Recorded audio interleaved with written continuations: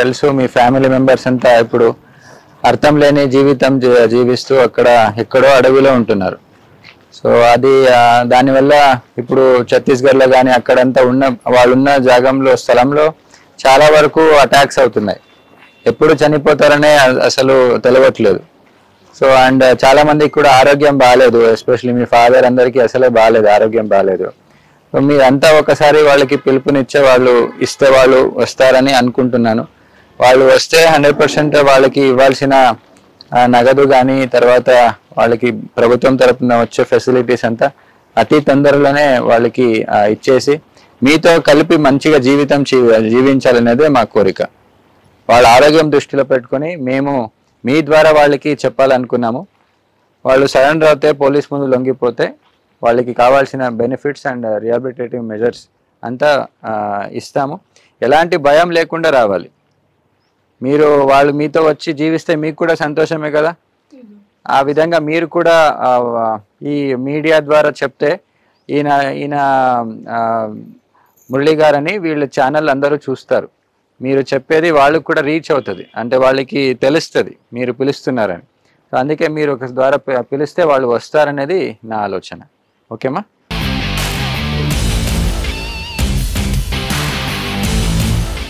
Welcome to crime victims. గతంలో కొంతమంది యువకులు భావజాల ప్రభావంతోనో లేదా మరి ఇతర కారణాలతోనో అడవిబాటు పట్టారు. అడవిలో వెళ్ళిన తర్వాత వాళ్ళు నిరంతరం కృషి చేస్తూ పేద ప్రజల అభివృద్ధి కోసం నిరంతరం కృషి చేసేవారు. అయితే ఇక్కడ వాళ్ళకి కన్న తల్లిదండ్రులు, వాళ్ళకి బంధువులు, అన్నదమ్ములు ఉంటారు.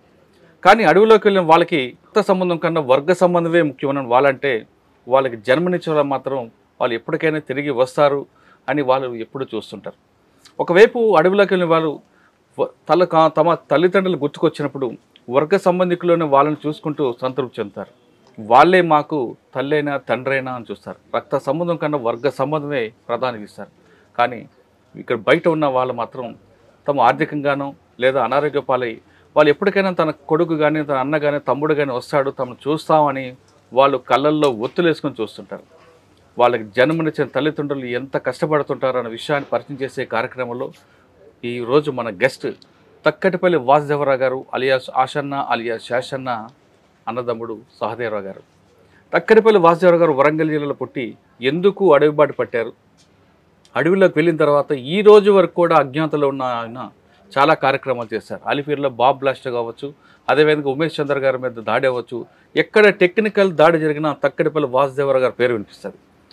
సెంట్రల్ కమిటీ మెంబర్ అయిన ఆయన అజ్ఞాతంలో ఉంటూనే చాలా కార్యక్రమాలు చేసేవారు. కానీ ఆయన కుటుంబం మాత్రం బయట ఆర్థికంగా అదేవిధంగా మిగతా విషయాల్లో కూడా చాలా చిన్న భిన్నం అయిపోయింది.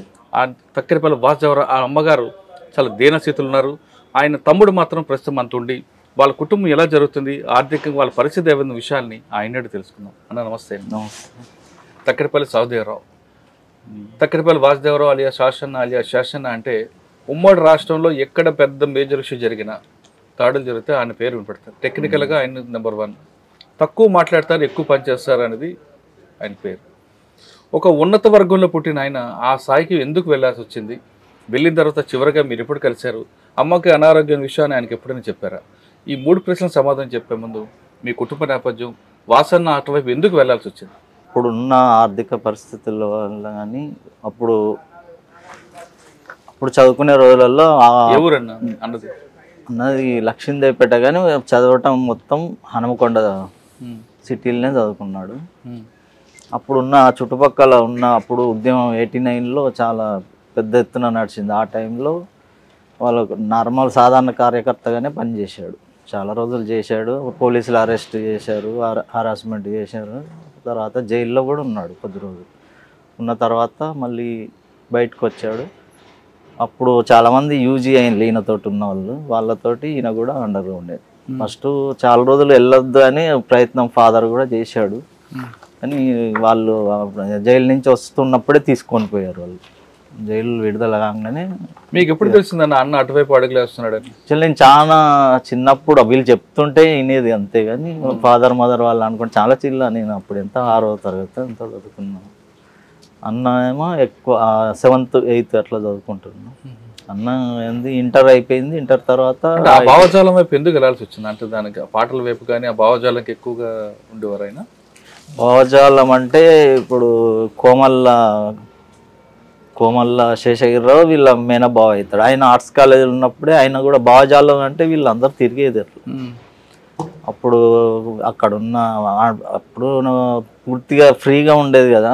వీళ్ళు నక్సలైట్ దళాలు కూడా వచ్చి వీళ్ళకు కంపెయిన్ చేసేది, వీళ్ళతోటి మీరు చేరాలి అని అన్ని చెప్పేది. అట్లా ఈయన తకల్పల్లి శేషగిరిరావు ఫస్టే అండర్ గ్రౌండ్ అయ్యిండు. అయిన తర్వాత ఈయన మామూలుగా కొద్ది రోజులు బయట పని చేశాడు, అండర్ గ్రౌండ్ అయిపోయాడు. బయటకు రాగానే పోలీసు మళ్ళీ అరెస్ట్ చేశారా? లేదు, అప్పుడు గద్దర్ది ఏదో మీటింగ్ పెద్ద ఎత్తున పెట్టాడు బట్టుపల్లి ఏరియాలో. అప్పుడు అరెస్ట్ వీళ్ళు మీటింగ్ అయిపోయిన తర్వాత పోలీసులు ఏదో అరెస్ట్ చేశారు. అరెస్ట్ చేసి వాళ్ళు ఏదో చేశారు. తర్వాత మీరు ఎప్పుడు కలిసారని? నేను దగ్గర దగ్గర 30 years అయింది. అప్పుడు ఫ్రీగా ఉన్నప్పుడు ఈ ఏరియాలో ఉన్నప్పుడు 1-2 సార్లు కలిసాడు. పిలిపించుకొని అమ్మమ్మ వాళ్ళ ఇంటి దగ్గర రమ్మనమని వాళ్ళ పీసర దగ్గర ఒకసారి రమ్మనం అంటే వెళ్ళాను, మాట్లాడాను. ఏమన్నారు? చెప్పలేదు మీరు వద్దురా అని చెప్పలేదా? మీరు వెళ్ళొద్దు బయటికి రా అని చెప్పలేదు అమ్మకి? ఇప్పుడు ఇప్పుడు నేను ఎన్నాడు డైరెక్ట్ అయినాకైతే చెప్పాను. ఇప్పుడు మామూలుగా మీతో చెప్తున్నా కానీ మాకు అంత అనుబంధం అంటే నేను చెప్పుకునే అంతనైతే ఏం లేదు. కావాలంటే వస్తే బాగుంటుందని ఉన్నది. ఇప్పుడున్న పరిస్థితులు అయితే కమ్యూనికేషన్ ఇంత అయినప్పుడు ఎలాగుందండి అమ్మ ఆరోగ్య పరిస్థితి? ఎలాగుంది అమ్మ ఆరోగ్యం గురించి? ఫాదర్ ఆరోగ్యం అంత ముందు క్షీణించింది. 2005లో చనిపోయాడు. నాన్న చనిపోయినప్పుడు వచ్చారా అన్న? రాలేదు, అప్పుడు రాలేదు. 2005లో నాన్న చనిపోడు కాదు, అప్పుడు చాలా 20 years నుంచి అసలు ఏమాత్రం కమ్యూనికేషన్ లేదు మనకు. కాదు నాన్న ఏదైనా స్టేట్ లో ఏం జరిగినా ముందు మీ ఇంటికి పోలీసులు వచ్చేవారు. ఆ చిత్రహింస ఎలాగుండేవి అసలు? అటువంటిది చిత్రహింస అంటే వాళ్ళు ఇక ఎంక్వైరీ చేసుకునేది. చిత్రహింస ఏముంటది వాళ్ళు, కానీ ఏంటిది ఎక్కడ ఉన్నాడు అని వాళ్ళు నార్మల్గా చేసుకునేది. మనతోటి కాంటాక్ట్ లేడు అనేది వాళ్ళకి కూడా తెలుసు కాబట్టి అంత మనకి ఇప్పుడు వరకు మనల్ని అయితే పోలీసుల తరఫున ఏం లేదు పెద్ద ఎత్తున. కుటుంబ ఆర్థిక పరిస్థితి బాగాలేదు కాబట్టి అన్నీ అటువైపు వెళ్ళారు అంటున్నారు మీరు. భావజాల ప్రభావం వచ్చి కొన్ని గ్రామాల పరిస్థితులు. తర్వాత అమ్మకి ఎవరు ఆరోగ్యం చూసేది, నాన్న చూసేది ఎవరు? అంటే మేమే, ఇక నేనే చూస్తున్నాం. అమ్మ ఎప్పుడు అడిగిందని అన్న గురించి? అన్న గురించి అడుగుతుంటుంది ఆమెకు. అంటే కొంచెం సైకలాజికల్గా కొంచెం ప్రాబ్లము. అంటే ఎక్కువ ఏదైనా చెప్తే ఇంకా భయపడుకుంటా కొద్దిగా ఎక్కువ చేస్తుంటది. అన్నకు కూడా తెలుసు ఫస్ట్ నుంచి కొంచెం ఉన్నప్పటి నుంచే ప్రాబ్లం. నాన్న చనిపోయినప్పుడు? నాన్న చనిపోయినప్పుడు అంటే నాన్న అంటే హెల్త్ ప్రాబ్లం, కొద్దిగా క్యాన్సర్ పేషెంట్. అట్లా చాలా రోజులు ట్రీట్మెంట్ తీసుకొని చనిపోయాడు. వచ్చారా అన్న ఎప్పుడైనా? అన్న రాలేదు, అన్న ఎన్నడూ రాలేదు. ఆ తర్వాత కూడా ఎప్పుడు రాలేదు. సాధారణంగా స్టేట్ లో ఎక్కడ జరిగితే అన్న పేరు బయటకు వస్తుంది, పేపర్లోనో పోలీసులు చెప్తున్నాను చెప్పగానే వినిపిస్తుంటది మీకు? ఈ రకంగానే చూద్దాం అన్న కనిపిస్తుంటుందా? అట్లానే ఏం లేదు, కానీ మనకి ఇప్పుడు అందులో పనిచేసే వాళ్ళు మనం రమ్మన్నా ఇప్పుడు మన ఇద్దరు వల్ల ఏం కాదు కదా. వాళ్ళ ఇప్పుడు ఆయన 52 సంవత్సరాలు, మనం కూడా ఏం చెప్పలేము కదా. వాళ్ళ లైఫ్ వాళ్ళ ఇష్టం, మనం ఏం చేస్తాం. కానీ వస్తేనైతే ఇప్పుడు ఉన్న పరిస్థితులలో ఫ్రీగా ఉండొచ్చు అని నేను అనుకుంటున్నాను. అంటే ఆయన ఆర్థికంగా కానీ దేంట్లో కానీ అది పెద్ద ప్రాబ్లం కాదని అనుకుంటున్నాను. అంటే 30 సంవత్సరాల నుంచి ఆయన అజ్ఞాతులు ఉన్నారు. మీరు పిలిస్తే నేను పిలిస్తే వస్తారనే నమ్మకం అయితే మీకు లేదు, నాకు లేదు. కానీ ఒక ప్రయత్నం అనేది అంటే ఫ్యామిలీ మెంబర్, సొంత అన్న కాబట్టి నేను చెప్తున్నా అంతే తప్పించి వేరే. మీకు ఎప్పుడు అన్న మీద ప్రేమ కానీ కనిపిస్తుంటుందా? అన్నతో మీకు ఎక్కువ బంధం ఎప్పుడు బాగా గుర్తుండేది? చిన్నప్పుడు ఇద్దరం కొట్టుకునేది కదా అంతేగాని అదే. ఇద్దరు కొట్టుకున్నారా? ఫుల్గా కొట్టుకునేది.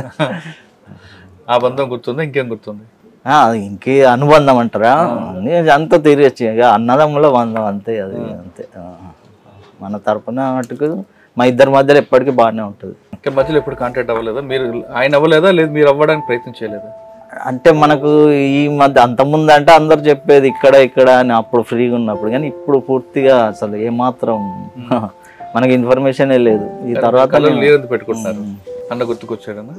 అంటే గుర్తని కాదు కానీ చిన్నప్పుడు జ్ఞాపకాలు గుర్తుకొచ్చాను. మీ ఇద్దరికి అమ్మ ఏది ఇష్టం చేసి ఇద్దరు వంట? ఇద్దరికి కలిపి వంట ఏది ఇష్టం అన్నకి, బాస్ అన్నకి? నాకు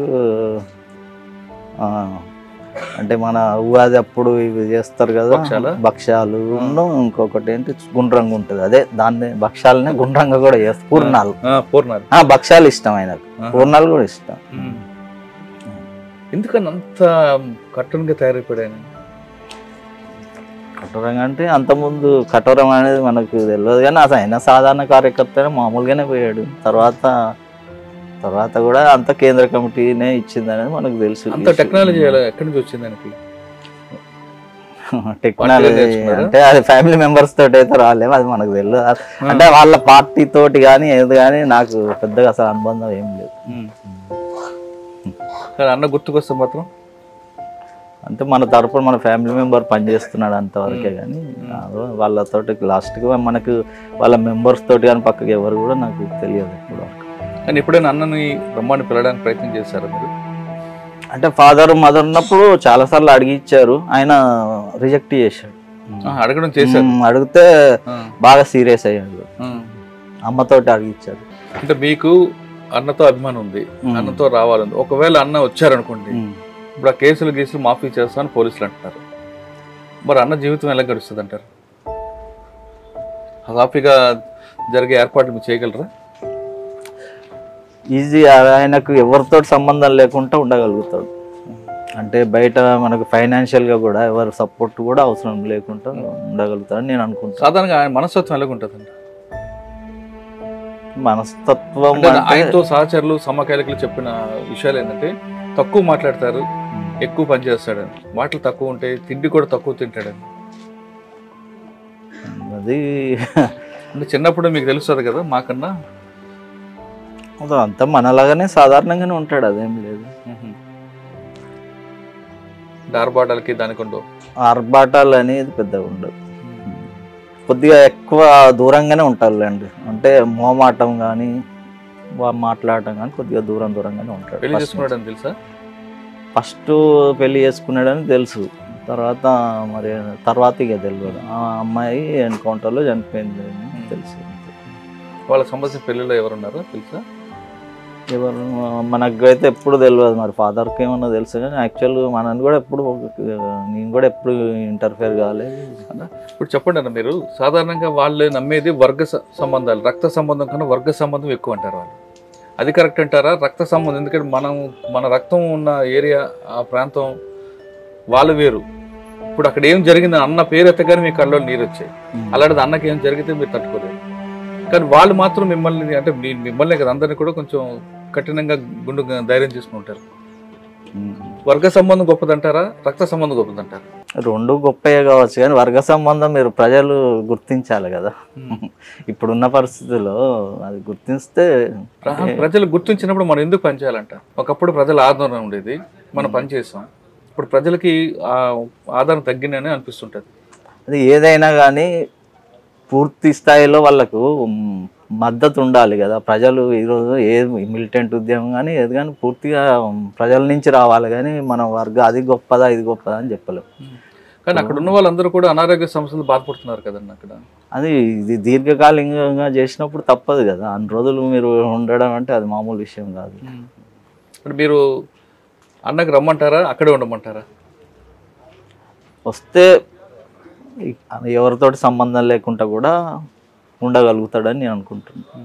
మీరు ఫైనల్గా ఏం చెప్తారన్న? అమ్మ పరిస్థితి చూసి ఒకసారి రమ్మంటారా? అన్నకి రమ్మంటున్నా, అమ్మ ఆరోగ్యం బాగాలేదు, వస్తే అయిపోతుంది. ఎందుకంటే ఇప్పుడున్న పరిస్థితుల్లో ఈ ఎన్కౌంటర్లు ఇవి పెద్ద మొత్తం ఇన్ఫర్మేషన్ దొరుకుతున్నాయి కాబట్టి పోలీసులు కూడా పై చేయదైంది కాబట్టి వస్తే బాగుంటుందని అనుకుంటున్నాను. ఒకవేళ వచ్చింది అనుకో, వచ్చారను అన్న, మీరు ఆదరించి మామూలు ఎప్పటిలా చిన్నప్పుడు ఉంటారా? ఏం ప్రాబ్లం కాలం నా మెత్తి మీద బరువు పెట్టాడు అని మీరు అటువంటిది ఎప్పుడు రాదు, అటువంటి సమస్యనే రాదు అనుకుంటాను నేను. అటువంటిది ఎందుకంటే ఒకవేళ అన్న వచ్చారనుకోండి, మీ ఆప్యాయత అనురాగం ఏ విధంగా స్వాగతం ఎలా పడతారండి? ఇక ఆయన సొంతగా ఆయన సాటిస్ఫైగా ఎవరితో సంబంధం లేకుండా ఉండేటట్టు ఉంటే బాగుంటుందని నేను అనుకుంటున్నాను. ఆయనకు నచ్చిన రీతిలో ఉంటేనే బాగుంటుంది. ఆయన నచ్చిన రీతిలో కాకుండా మీతో మళ్ళీ చిన్నప్పటిలాగా కలిసిపోయి ఉంటే అదే ఆ అనుబంధం ఎలా ఉంటుంది? ఇప్పుడు ఈ ఏజ్ లా అంత చిన్నప్పటిలాగా ఎవరు కలిసి ఉంటాం, కానీ మధ్యలో గ్యాప్ కానీ చాలా గ్యాప్. అంటే మేము కలిసి ఉన్నది 17 సంవత్సరాలు 15 సంవత్సరాలు అయితే ఇప్పుడు ఉన్నది 30 సంవత్సరాలు దాటిపోయింది. ఎన్ని సంవత్సరాలైనా రక్త సంబంధం పోదు కదా అది. అంతే అది ఎక్కడికి చెరిగిపోదు కదా. అదేం లేదు, ఇక్కడ ఇప్పుడు వస్తే లొంగిపోతే ప్రాబ్లం లేదని అనుకుంటున్నాం ఇప్పుడు ఉన్న పరిస్థితిలో, తప్పనిసరి పరిస్థితిలో. తక్కెడపల్లి వాసుదేవరావు తమ్ముడు సహదేవరావు చెప్తున్నట్లుగా అయింది ఇప్పటికైనా రండి, అమ్మ ఆరోగ్య పరిస్థితి బాగాలేదంటూ అతను రిక్వెస్ట్ చేస్తున్నారు. అతను వస్తారా రారన్నది అతని నిర్ణయం ఆధారపడి ఉంటుంది. ఇక